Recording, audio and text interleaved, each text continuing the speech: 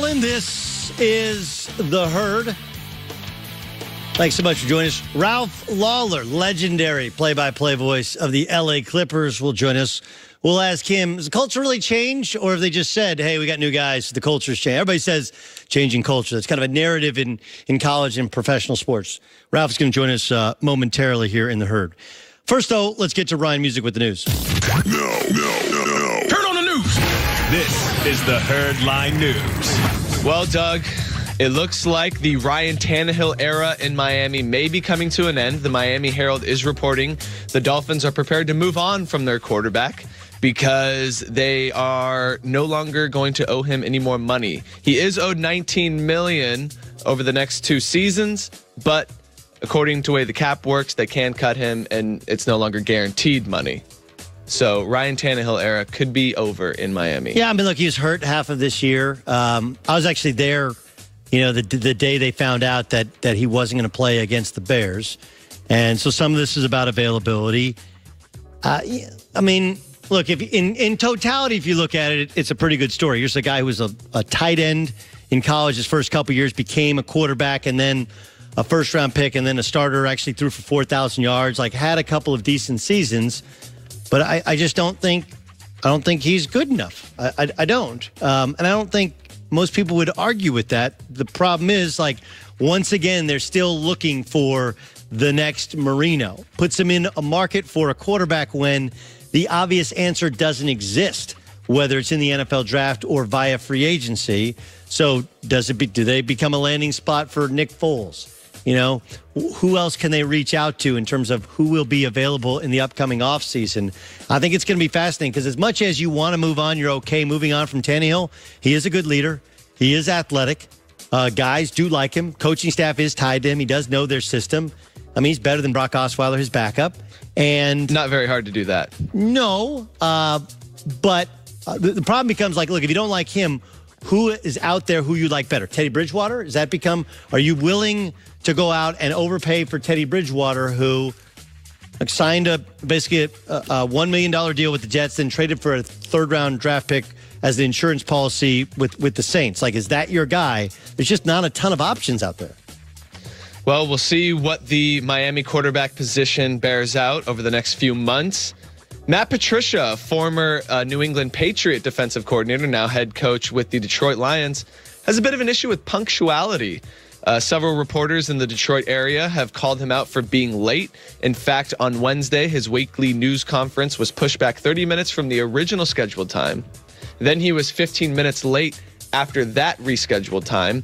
When asked about the importance of punctuality for head coach, here's what he said. I think it just depends on the situation, really. Depends. There's a pretty busy schedule from those situations, I think, for everybody. I think fluidity is probably the best answer for you. I think it's we definitely, in the game of football, you have to be able to adapt. Got to adapt on the fly. Well, look, here's the thing. There's no such thing as a press conference that's ever be on time. It just doesn't. The reality is every reporter in Detroit knows this. Press conferences never start on time. That's why we don't go live to them on radio, because they never start on time, ever. They don't start on time. So all this is the Detroit media. They got their panties in a wad because he told a guy to sit up and look presentable when he looks like the Unabomber, right? That's basically what it comes down to, right? That's what this is. I mean, we need to stop. Media, you're making idiots of yourself. I get it. He hasn't shown himself to be a great head coach. He's trying to change the culture out there. But the only reason it's a story about practicing outdoors in the cold when he's trying to toughen him up and showing up late to the press conference because he told one of you slobs to sit up and look presentable and ask a reasonable question. Do I think he should have done it? No. But if this is this response, look, you look worse than he looks. You do. You look worse than he looks. I can't believe you're running late. Every press conference is late. Every single one in sports. Every single one. Any major press conference that happens doesn't start on time. It doesn't. And anybody who tells you otherwise is lying. Lying through the teeth. So, Detroit media. Look, we don't care enough about you to really cover you, but we care about you for this one moment. I get it. He called out one of your brethren, and you want to pay it back. And he's going to have to win more football games if he wants to be retained as head coach. It's his first year. He's trying to change the culture. This is his bizarre way of doing it. He's a guy who's smart, but people have told him he's smart, so he acts like he knows everything. Belichick guys haven't worked outside of Belichick's building. I get all of that. But you look like idiots trolling him over a late press conference.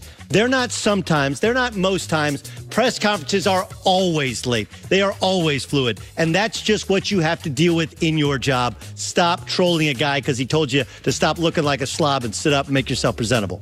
Doug, strong defense of Matt Patricia. Who knew? Who knew you guys were best friends? I don't know Matt Patricia. I know what he did, and this is what happens. Right, this is what happens. We start making, because he's got some schlummy beard and because he's got the Belichick sleeves on or whatever. When he says he's not wrong. Like you should, if you're at your play, if you're a writer, like you should. Look, I've been accosted before for cover. You cover an NFL game. Like, dude, you got to wear some slacks. You got to wear a shirt. I did a play-by-play of a Charger game. I couldn't believe you showed up with no shirt on. It was the fact that I was wearing some Daisy Dukes that would make people more uncomfortable. True. Like, look, a little inappropriate, Doug. If you're representing a newspaper, you show up, look like you're representing a newspaper. If you're representing a football team, you look like a football coach. I think the jobs are in fact different. I think he should have called out the schlummy media member who was slouching, who probably looked like he hadn't shaved or showered or whatever, and didn't sit up and ask a question. No, he probably should have had his media relations guy do that, right? That's what you do. That's what coaches in the NFL do. They pull the relations guy aside, like, hey, man, what are you doing here? He goes over and he mentions something to you. But the overreaction from the Detroit media looks just dumb. It's just dumb. You look dumb. You're trying to defend one of your own, especially in this particular case. Sports press conferences never start on time. Start with that. Well, Doug, as you mentioned earlier, the Miami Dolphins, potentially in the quarterback market, could be looking at Teddy Bridgewater. Well, maybe they can watch some Teddy Bridgewater film from this upcoming Sunday because he's expected to get some playing time against the Carolina Panthers, as the Saints have already locked up the number 1 seed in the NFC. Here's what Drew Brees said about Teddy Bridgewater getting some action this weekend. I think there's no doubt he's going to get some playing time. It's just a matter of how much, and so... he's the kind of guy who prepares to play every week, and I'm sure he's excited to play. And listen, we're all excited for him and some other young guys that are probably going to get some significant playing time. Teddy Bridgewater with the chance to raise his market value. He actually did not sound that excited for Teddy Bridgewater to take some of his snaps. Am I wrong in saying that? I mean. I think he was kind of in a situation where, like, what else is he supposed to say? I mean, I get what you're saying. Taysom Hill plays a lot. Taysom Hill is there. He blocks punts. He returns punts. He plays quarterback in the red zone for him. He plays wide receiver, he's slot back. He does a little bit of everything. So he is in some way he's their third quarterback. Look, this needs to be pointed out. Jeff Ireland, who left the Dolphins, got fired by the Dolphins as their general manager, has done a great job with the Saints. Okay, they've turned over their defensive personnel. Why? Ireland. Their general manager is Mickey Loomis. He's the general manager for the Pelicans and the Saints. He's not boots on the ground making these decisions.